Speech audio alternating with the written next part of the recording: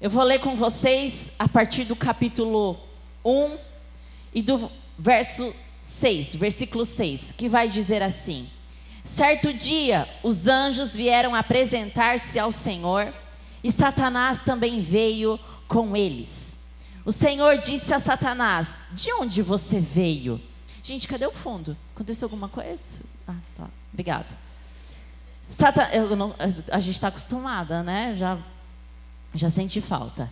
Satanás respondeu ao Senhor: De perambular pela terra e andar por ela. Disse então o Senhor a Satanás: Reparou em meu servo Jó? Não há ninguém na terra como ele, irrepreensível, íntegro, homem que teme a Deus e evita o mal. Será que Jó não tem razões para temer a Deus? Respondeu Satanás.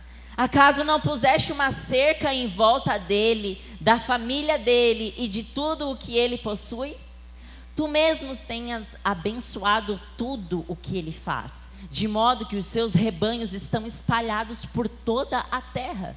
Mas estende a tua mão e fere tudo o que ele tem, e com certeza ele te amaldiçoará na tua face. O Senhor disse a Satanás: Pois bem, tudo o que ele possui está nas suas mãos, apenas não toque nele. Vamos lá para o capítulo 2 agora, a partir do versículo 1. Num outro dia, vieram apresentar-se ao Senhor, e Satanás também veio com eles para apresentar-se. O Senhor perguntou a Satanás: De onde você veio? E Satanás respondeu ao Senhor: De perambular pela terra e andar por ela. Disse então o Senhor a Satanás: Reparou em meu servo Jó? Não há ninguém na terra como ele, irrepreensível, íntegro, homem que teme a Deus e evita o mal. Gente, eu quero que vocês prestem atenção em como Deus está atestando o caráter de Jó, porque isso é extremamente importante para a nossa mensagem.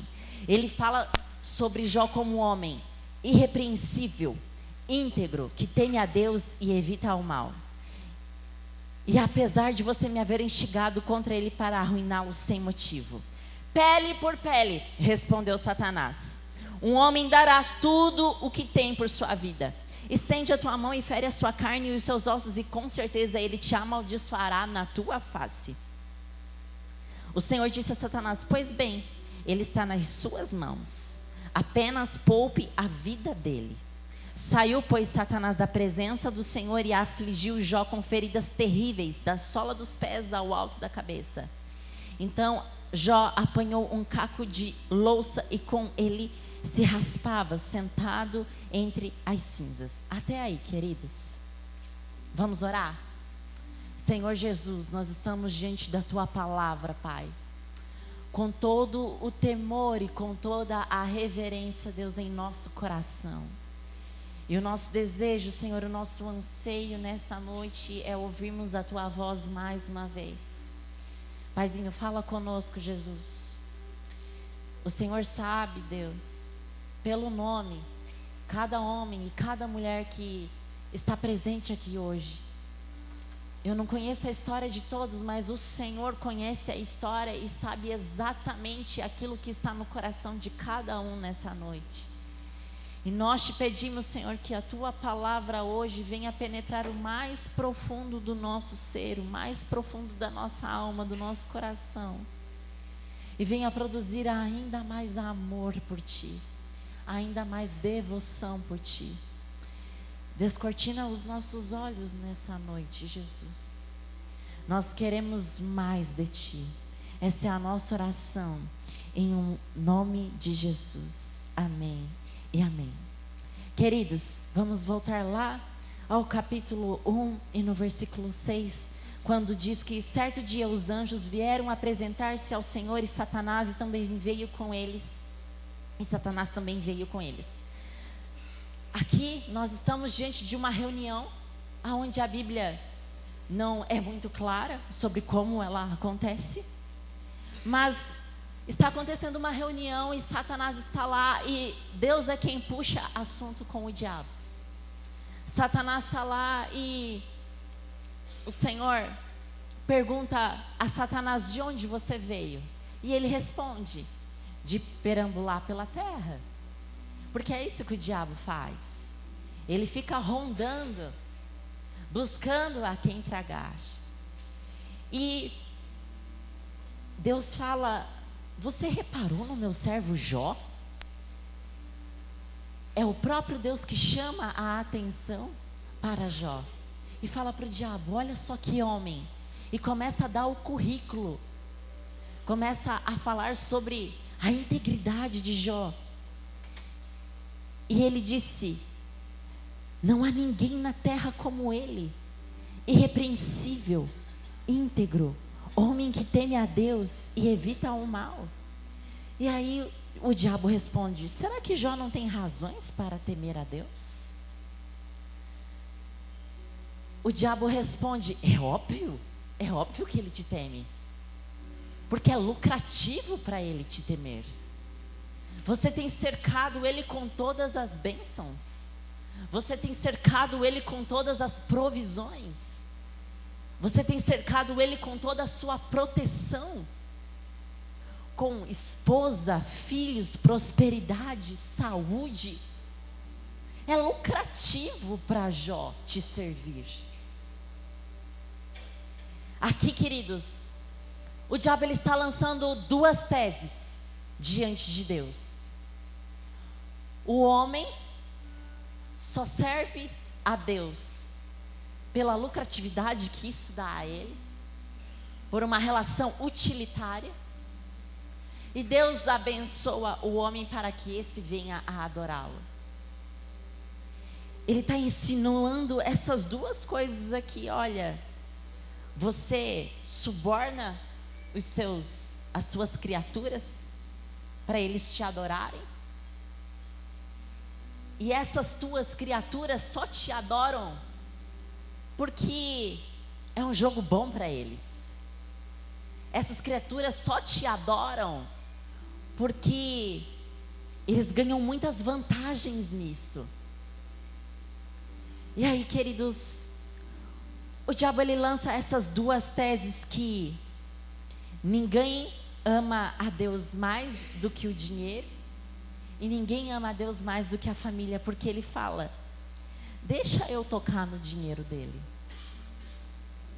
deixa eu tocar na família dele, deixa eu fazer isso, e aí nós vamos ver se ele vai continuar te adorando. E aí nós vemos lá no capítulo 1, no versículo 15, Jó, naquele dia que ele sai de casa, achando que tudo está sob controle, achando que ele saiu e que de noite ele vai voltar e que ele vai cear com os seus filhos, com a sua esposa, e ele vai contar como o seu dia foi produtivo, como o seu dia foi abençoado. E nesse dia ele se levanta e ele começa a receber mensagens. No versículo 15 do capítulo 1 vai dizer assim: quando os sabeus o atacaram,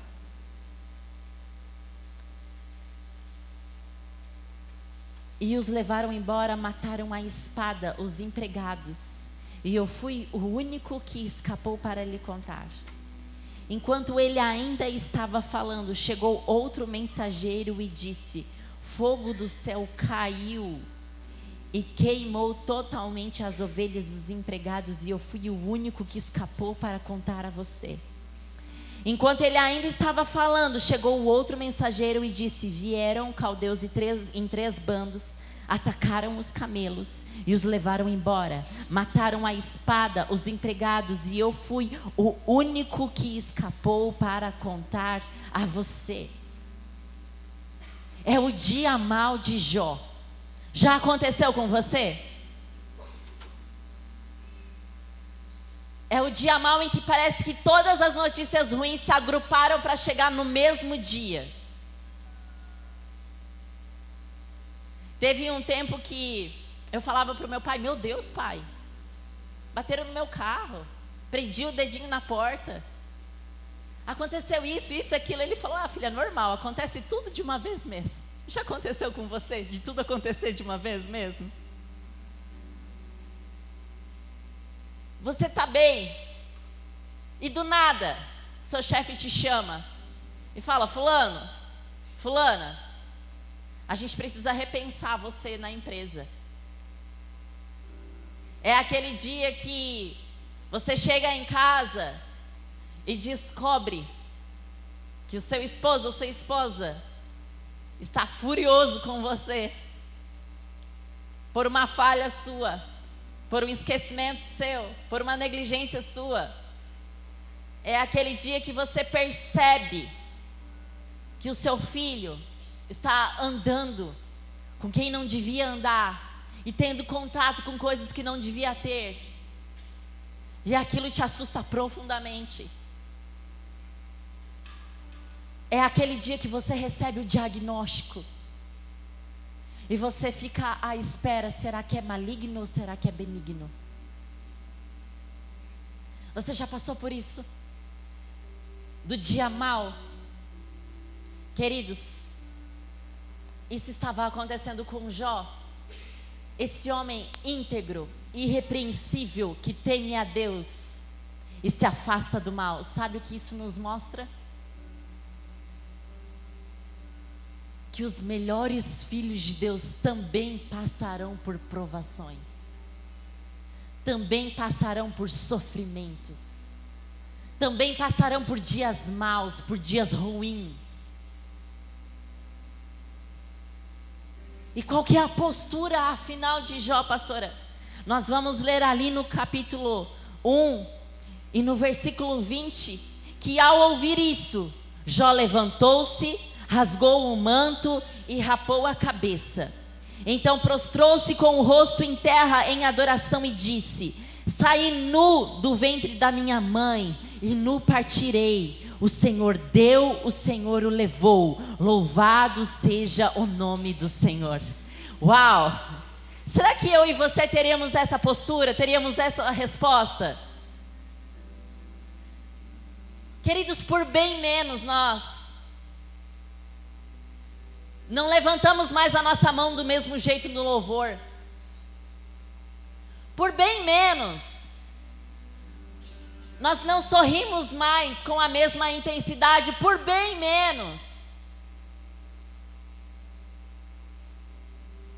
nós deixamos de lado a nossa vida devocional de oração, de leitura diária da palavra.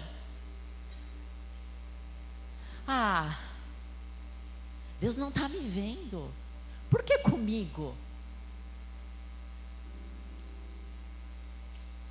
E é aquilo que o reverendo Caio Fábio falou, que o Mateus contou no domingo passado: e por que não você? Nós estamos diante desse homem, queridos, que recebeu essa notícia: ei, você acordou milionário, bilionário, mas você vai dormir muito pobre, sem nada, zerado, conta no negativo. Como é que você ia reagir diante dessa notícia?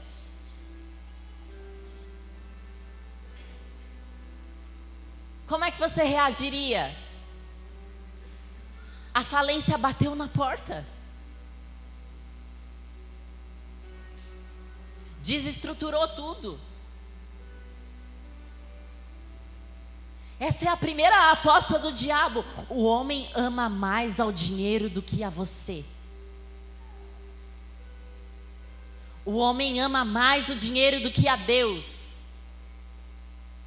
Tira todo o dinheiro dele para ver se ele vai continuar te servindo. Tira todo o dinheiro dela para ver se ela vai continuar vindo para a igreja.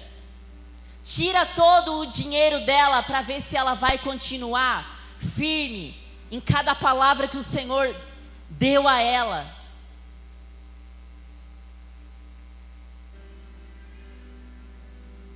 Já perdeu tudo. Perdeu toda a sua grana, todo o seu dinheiro. Aqui é o lugar, gente, onde muita gente sobe no prédio mais alto de Balneário Camboriú com uma arma na mão e tira a sua própria vida? É ou não é? Não tem mais sentido para viver. Porque o Deus dele era o dinheiro. Se eu perdi o dinheiro, então eu perdi tudo. Eu não tenho mais nada. Mas o diabo fala: olha, tu cercaste ele e a família dele.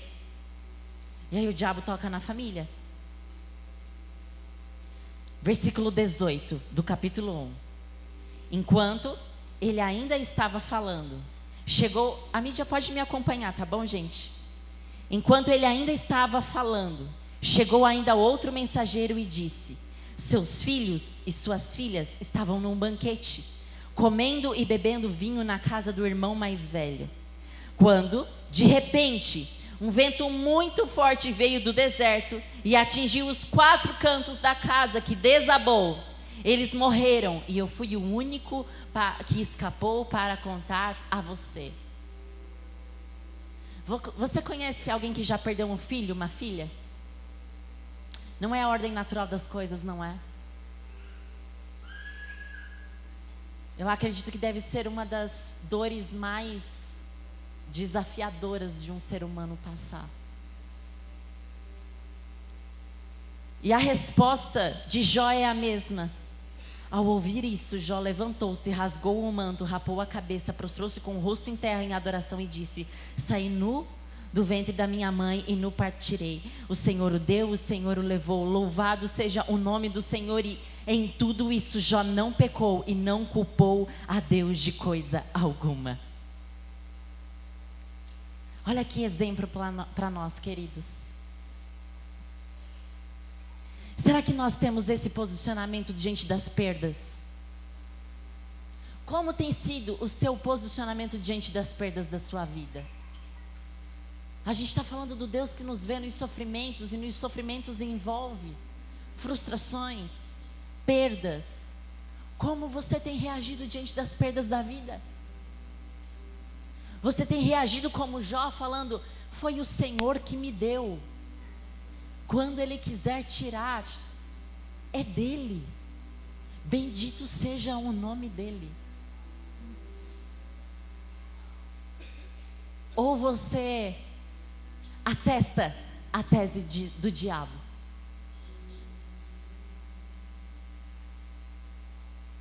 E se enfraquece na sua alma, no seu coração, olhando para a sua vida e se perguntando: Deus, nada mais tem sentido. Ah, queridos, a resposta de Jó nos mostra que Jó adorava ao Senhor, não por aquilo que Ele dá, mas por aquilo que Ele é. E é isso que nós aprendemos com Ele.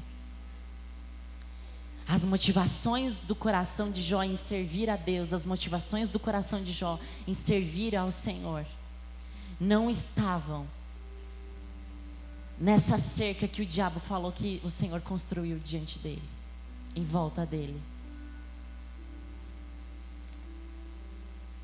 E essa palavra de Jó, querido, sempre me constrange, porque me leva a exatamente este lugar. Quais são as minhas intenções diante do Senhor? Por que eu faço o que eu faço? Qual é o meu porquê diante de Deus? Por que você está aqui nessa noite? Por que você adora ao Senhor? Por que você se abstém do pecado? Por que você se abstém dos prazeres da vida? Por que você ora? Por que você jejua? Por que você lê a Bíblia, lê a palavra? Por que você faz tudo isso? Qual é o seu porquê? Porque nós somos muito bons em fazer a coisa certa com o coração errado. É ou não é?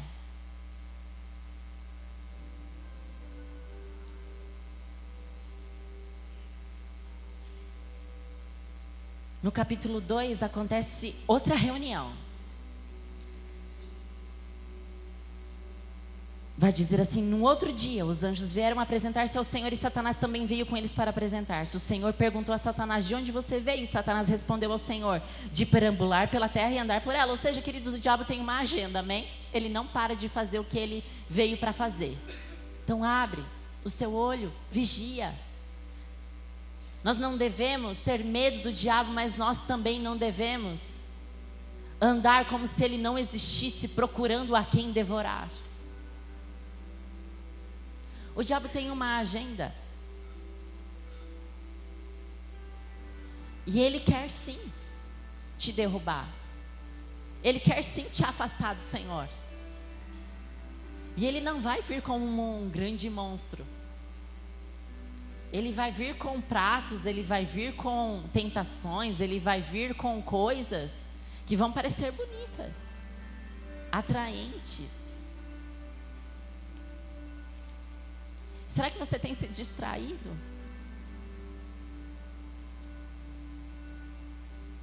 Não se distraia. Perceba que ele tem essa agenda. E então disse o Senhor a Satanás: reparou em meu servo Jó? Não há ninguém na terra como ele. Ele atesta novamente o caráter de Jó: homem irrepreensível, íntegro, que teme a Deus e evita o mal. Ou seja, Jó é esse homem que no privado ele é íntegro, no público ele é íntegro, ele é fiel. Ele teme ao Senhor, o princípio da sabedoria. Ele evita o mal, ou seja, ele se afasta da aparência do mal. Tudo aquilo que parece mal, ele já se afasta, ele não flerta com o pecado. Ele se santifica dia após dia intencionalmente. E Deus fala: olha, ele se manteve íntegro, apesar de você haver me insistido contra ele para arruiná-lo sem motivo. Então Deus está falando aqui: ei diabo, você está vendo? Você perdeu. A sua primeira tese de que ele amaria mais o dinheiro do que a mim não deu certo, porque você tirou tudo dele, pela minha permissão. E aqui, queridos, preste atenção: o diabo só faz aquilo que o Senhor permite que ele faça. Tem gente que acha que Deus está em um duelo de igual para igual com o diabo. Não, o diabo já é um derrotado. Amém? O diabo já é um derrotado. Como diz Lutero, o diabo ele é um cachorrinho na coleira de Deus. Ele só vai para onde Deus permite que ele vá. Ele só faz aquilo que Deus permite que ele faça. E aí Deus está falando: viu? A sua primeira tese, que ele ama mais ao dinheiro do que a mim, não deu certo, porque eu permiti você tirar tudo dele e ele continuou me adorando.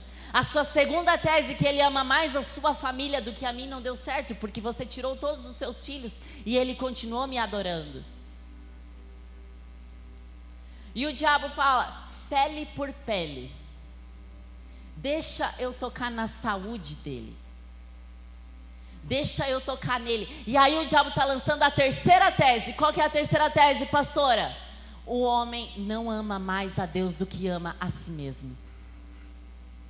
O homem não ama mais a Deus do que ama a si mesmo. Deixa eu tocar na pele dele, deixa eu tocar na saúde dele. E aí você vai ver ele te amaldiçoar na sua face. E Deus fala: ok.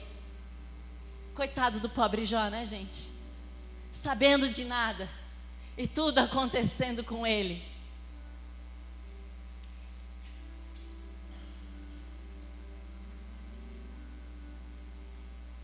Versículo 7 do capítulo 2. Saiu, pois, Satanás da presença do Senhor e afligiu Jó com feridas terríveis, da sola dos pés ao alto da cabeça. Então Jó apanhou um caco de louça e com ele se raspava sentado entre as cinzas. Queridos, a tradição diz que Jó provavelmente foi afligido pela lepra, uma doença onde a pessoa fica com feridas em carne viva, e essa pessoa sofre dores terríveis, e ela vai apodrecendo, ela vai ficando com cheiro de podre. É uma situação horrenda. Imagina Jó, aquele cara forte, cheio de saúde, cheio de vigor, agora está pele e osso, fraco, sem conseguir levantar um copo, usando os cacos de telha que dizem outras traduções, para amenizar, coçar e amenizar a sua dor. Existe um teólogo que eu não lembro o nome agora, que ele diz que Jó viu o amor do Senhor naquele caco de telha, que aliviava a sua dor. Será que nós temos olhos para enxergar isso? Que diante do nosso sofrimento, aqueles pequenos alívios que sentimos são o próprio Deus, o próprio Espírito Santo de Deus sobre a nossa vida. E aí no verso seguinte a gente vai ver a mulher de Jó. Versículo 9, então sua mulher lhe disse: você ainda mantém a sua integridade? Amaldiçoa esse Deus e morre. É tipo aquela pessoa que te vê do lado de baixo da roda, na estação do vale, e te fala assim: quem está adiantando você ir para a igreja? Quem está adiantando você abrir mão de tudo que você está abrindo mão? Quem está adiantando? Olha onde você está. Está adiantando ser fiel ao Senhor? Olha aí. Está adiantando você ficar jejuando, orando, se abstendo de tanto de coisa, de prazer da vida que você pode ter? E aí a resposta de Jó, ele diz: olha, você fala como uma insensata. Ele está chamando ela, ele está falando aqui: cara, você é louca. Aceitaremos o bem dado por Deus e não o mal?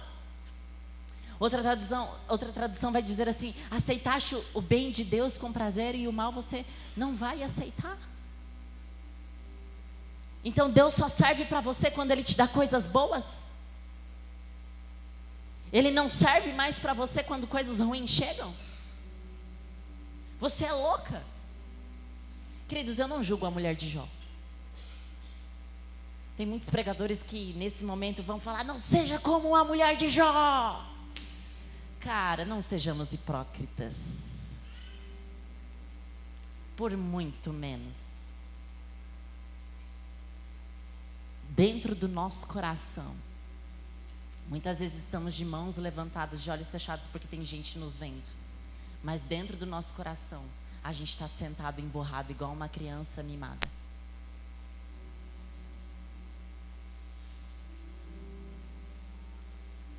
Mas em tudo isso, Jó não pecou com os seus lábios. E aí, vem o versículo 11, os amigos de Jó. E aqui o negócio começa a ficar legal. Lembra que eu falei para vocês, vocês precisam prestar atenção, que é o próprio Deus atestando a integridade de Jó? Amém? Lembra que eu falei para vocês? Que é o próprio Deus que fala? Os amigos de Jó, a gente vai ver eles aqui a partir do versículo 11. Quando 3 amigos de Jó, Elifaz de Temã, Bildade de Suá e Zofar de Naamate, souberam de todos os males que o haviam atingido, saíram, cada um da sua região. Combinaram encontrar-se para juntos irem mostrar solidariedade a Jó e consolá-lo. Legal, amigos bons. Ok. Quando o viram à distância, mal puderam reconhecê-lo e começaram a chorar em voz alta. O que será que eles viram, né? Como será que Jó estava para eles baterem o olho nesse amigo e começarem a chorar? Cada um deles rasgou seu manto e colocou terra sobre a cabeça. Depois os 3 se assentaram no chão com ele durante 7 dias e 7 noites. Ninguém lhe disse uma palavra, pois viam como era grande o seu sofrimento. Cara, os amigos do Jó eram super bem intencionados. Saíram das suas regiões, das suas cidades e vieram prestar solidariedade a Jó. Se entristeceram por ele. 7 dias. Ficaram em silêncio na presença de Jó. E hoje de manhã eu falava que muitas pessoas me procuram, como eu sou psicóloga, e me perguntam: pastora, como eu ajudo alguém que está com ideação suicida? Como eu ajudo alguém que está em profunda depressão, como eu ajudo alguém que está com transtorno de ansiedade, com pânico, passando por um luto.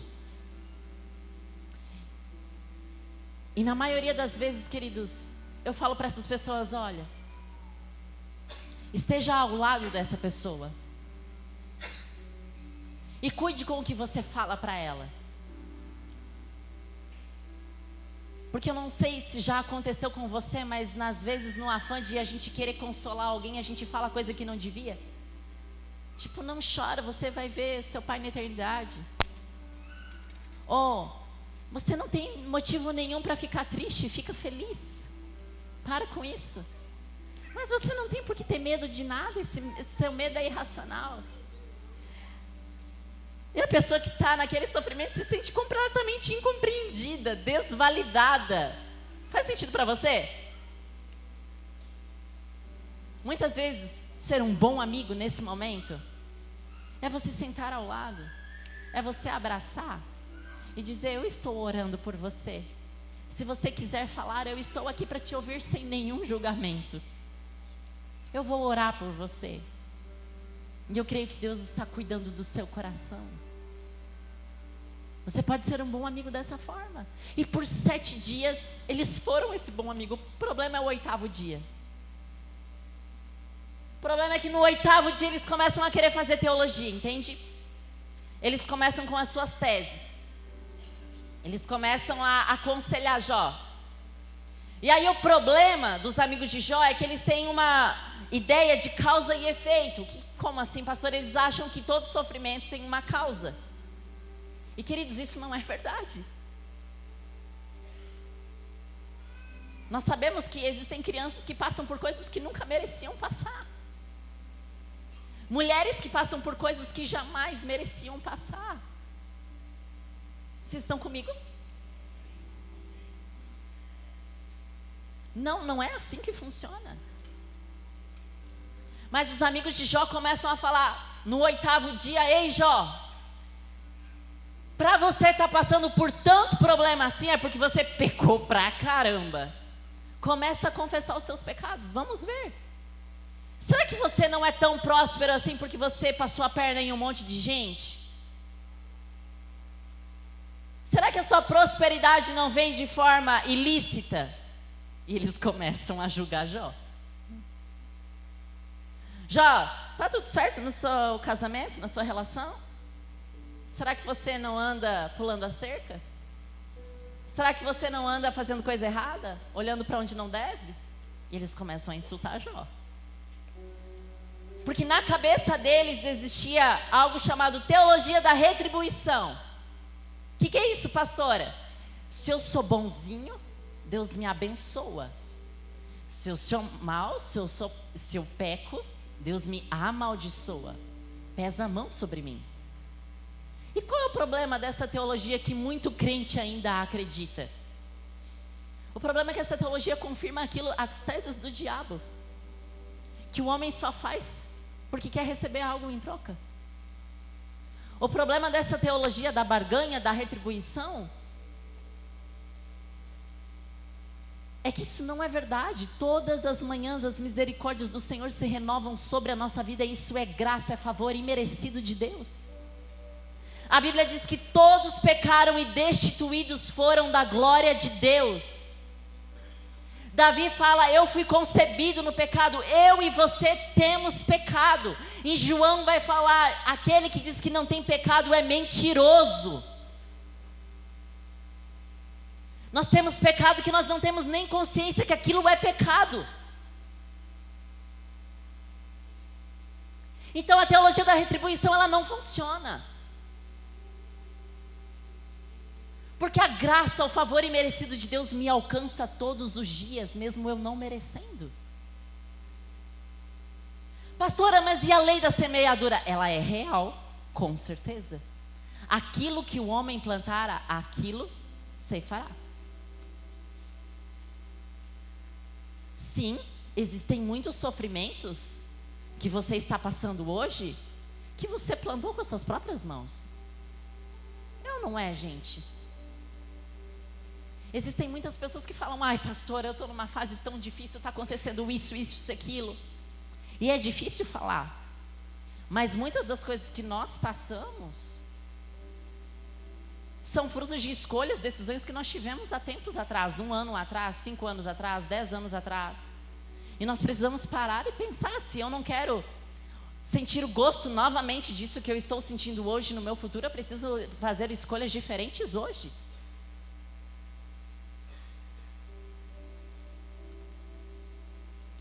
Nós estamos, queridos, diante dos amigos de Jó, falando para ele: cara, confessa. Confessa que Deus vai te devolver tudo de novo. E aqui, queridos, está o problema. Muitas vezes nós nos chegamos ao Senhor, e a motivação da confissão do pecado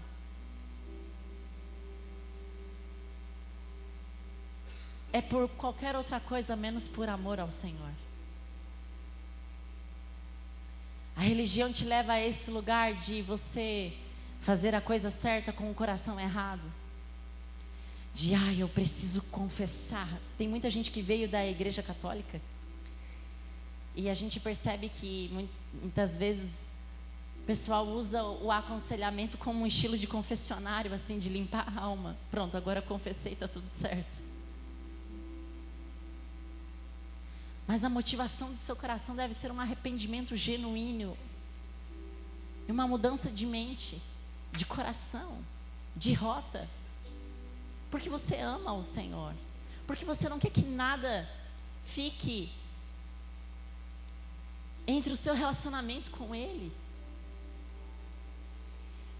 E aí, eles fazem todo esse discurso, os amigos de Jó começam a falar: Jó, você tem que confessar o seu pecado, e você precisa falar, Jó, que você pecou, e aí Deus vai reaver as coisas para você. E aí, Jó começa a falar: não mesmo? Não. E é aqui, queridos, a gente sabe que Jó é um homem. E com certeza Jó tinha algum pecado, mas o próprio Deus atesta o caráter dele. Então nós sabemos que Jó não tinha feito nada de grave, de errado, para sofrer absolutamente tudo aquilo que ele estava sofrendo, como os amigos de Jó achavam que ele estava passando. E aí,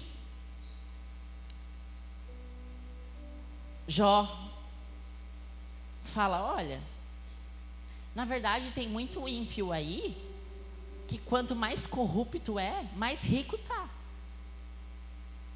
E tem muita gente aí honesta que pela sua honestidade acaba perdendo muitos bens, muitos negócios, muitas coisas. Isso não faz sentido. E aí, o pior de tudo é que Deus fica em silêncio. Jó, ele faz 16 perguntas a Deus. Jó, ele começa a amaldiçoar o dia que ele nasceu. E você que conhece a história, você lembra, ele fala: Deus, por que tu não fez secar o leite da minha mãe para que eu tivesse morrido quando eu ainda era bebê? Maldito seja o dia que eu nasci. Eu deveria ter nascido morto. E aí Jó começa a falar. Jó faz 16 perguntas a Deus, 34 queixas e silêncio de Deus. Você já viveu essa fase? Que você tá tipo uma criança que se esperneia, se esperneia, se esperneia. E é como se a sua mãe e o seu pai fizessem de conta, igual eu faço às vezes, de tipo, deixa ali, uma hora para. Deus faz silêncio, e isso é terrível. Jó está se esperneando. Deus, maldito seja o dia que eu nasci, eu não deveria ter nem nascido, eu deveria ter nascido morto. E Deus faz silêncio, silêncio, silêncio. E aí quando Jó para de se debater, se cala, depois das suas 16 perguntas, das suas 34 queixas diante de Deus, quando ele se cala, Deus fala. Será que você ainda está se debatendo? Como é que você está hoje? No seu coração, na sua alma? Você está sereno, calmo, esperando o Senhor vir como uma brisa suave ou como um vento forte, da forma como Ele vem? Ou você ainda está se debatendo? Porque quando a gente está se debatendo, a gente não consegue ouvir nada, prestar atenção em nada. E aí quando a gente para de se debater, fica em silêncio, paradinho, o Senhor vem e responde. Sabe o que isso me lembra? Aquelas pessoas que sempre me contam a mesma história. Pastora, eu pedi para Deus um namorado, mas eu pedi tanto, que eu passei anos pedindo namorado, e Deus não me deu. E aí eu falei para Deus, agora eu não quero mais. Então agora eu quero ficar solteira. E aí Deus me deu um namorado. Tipo assim, pastora, quando eu não queria mais, Deus foi lá e me deu. E o mais incrível, queridos, é que quando Deus quebra o silêncio, eu estou caminhando para o final, tá bom? Quando Deus quebra o silêncio, Deus não responde às 16 perguntas, às 34 queixas. Vamos lá para o capítulo 39. Opa, passei demais. Vamos juntos, capítulo 39. 38. Deus começa a responder Jó.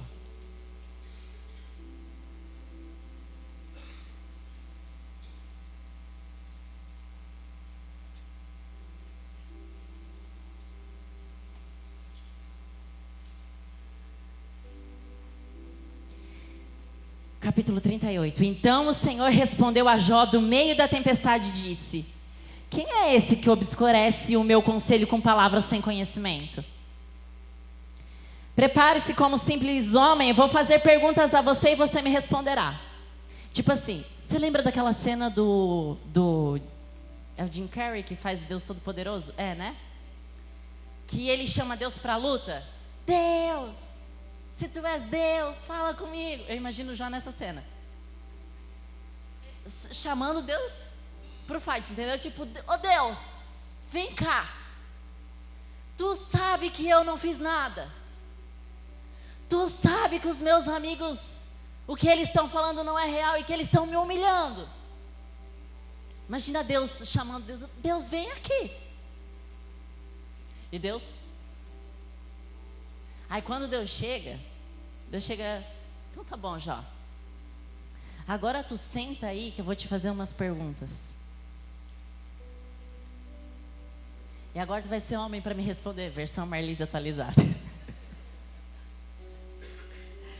Onde você estava quando lancei os alicerces da terra? Responda-me, se é que você sabe tanto. Vai lá, ô sabidudo. Inteligentão.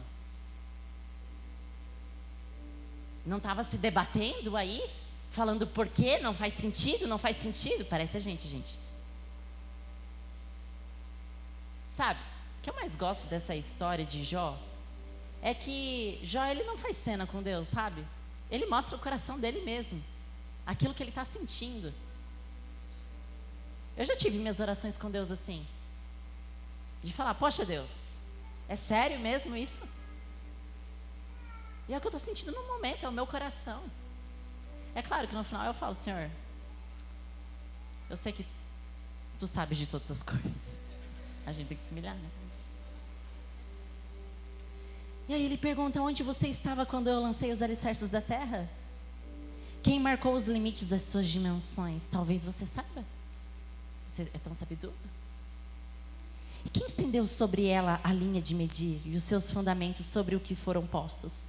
E quem colocou sua pedra de esquina quando as estrelas matutinas juntas cantavam e todos os anjos se regozijavam? Quem represou o mar pondo-lhe portas quando ele irrompeu do ventre materno? Quando o vesti de nuvens e em densas trevas o envolvi, quando fixei os seus limites e lhe coloquei portas e barreiras, quando eu lhe disse, até aqui você pode vir, além deste ponto não. Aqui faço parar suas ondas orgulhosas. Você já deu ordens amanhã ou mostrou à alvorada o seu lugar para que ela apanhasse a terra pelas pontas e sacudisse dela os ímpios? E aqui, queridos, você lê em casa depois porque é um texto maravilhoso. Ele fala: quem pôs em liberdade o jumento selvagem, quem soltou as suas cordas. Ele faz várias e várias e várias perguntas. Deus responde com 70 perguntas a Jó. Perguntas retóricas que Jó não ia saber responder, porque Deus é soberano. E queridos, diante dessa resposta, diante disso que Jó viveu, existem 5 verdades extremamente sublimes ao final desse livro, que eu oro para que faça sentido para você nessa noite. E aqui eu finalizo. Se a banda quiser subir, já pode subir. Capítulo 42 vai dizer assim: então Jó respondeu ao Senhor. E a primeira verdade, queridos, está aqui na parte A do versículo 2. Ele diz assim, ó: sei que podes fazer todas as coisas. Depois de passar por tudo isso, Jó reconhece a onipotência de Deus. Jó reconhece que Deus é o Todo-Poderoso. Jó reconhece que Deus é quem tem todo o poder.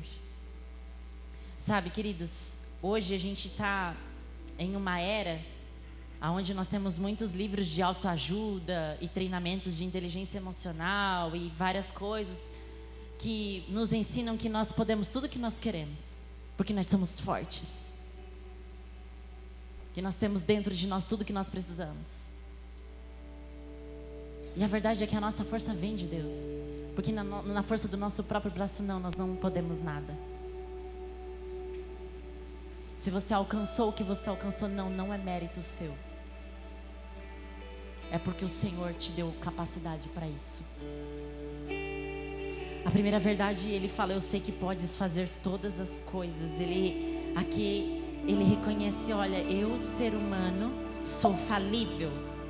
Eu, ser humano, tenho fraquezas. Eu, ser humano, tenho fraquezas físicas. Eu, ser humano, tenho fraquezas emocionais. Eu, ser humano, tenho fraquezas espirituais.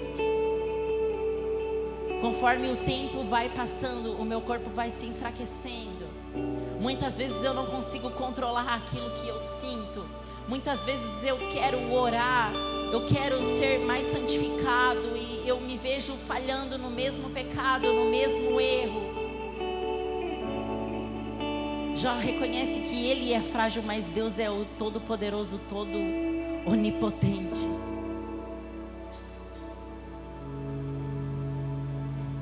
Ele diz assim: nenhum dos teus planos podem ser frustrados. Aqui é a segunda verdade. Nenhum plano de Deus pode ser frustrado, porque Deus é quem governa o universo. Como foi falado aqui no início dessa reunião, Deus é quem tem o controle de todas as coisas. Ele é quem enxerga todas as coisas. E nós não estamos largados à nossa própria sorte. Se você acha que você está largado à sua própria sorte, não, você não está. O Senhor tem um propósito para a sua vida. E os planos de Deus não podem ser frustrados. Aquilo que diz em Jeremias: eu tenho planos de fazê-los prosperar, planos de paz, planos de bem ao seu respeito, diz o Senhor. Aquela palavra era para Jeremias, mas hoje ela é para mim e para você. Eu tenho planos de paz para você, planos bons para você. Você não está largado à sua própria sorte. E os meus planos não podem ser frustrados. A terceira verdade: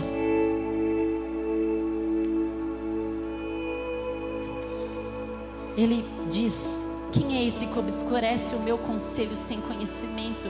É certo que falei de coisas que eu não entendia. coisas tão maravilhosas que eu não poderia saber. Ele reconhece as suas limitações. Ele reconhece que aquilo que ele pensa, as suas razões, aquilo que faz sentido para ele, são infinitamente inferiores à inteligência de Deus. Eu dei esse exemplo hoje de manhã e eu vou dar agora à noite. É como se eu quisesse ensinar álgebra para o meu filho Luca, que não sabe nem quanto é 2 mais 2. Agora pega esse exemplo e multiplica 1 trilhão de vezes. A nossa capacidade de entender a mente de Deus, queridos, é completamente pequena, ínfima. Meus ouvidos já tinham te ouvido a teu respeito, mas agora os meus olhos te viram. Gente, esse é o texto mais lindo, o versículo mais lindo desse livro inteiro, para mim. Em outra versão vai falar assim: antes eu conhecia você de ouvir falar, mas agora os meus olhos te contemplam, meus olhos te veem. Uma nova face de Deus foi revelada a Jó através desse deserto, através desse sofrimento. E eu declaro sobre você, sobre a sua vida hoje, que esse deserto que você está passando, que esse sofrimento que você está passando, revelará uma nova face de Deus sobre a sua vida.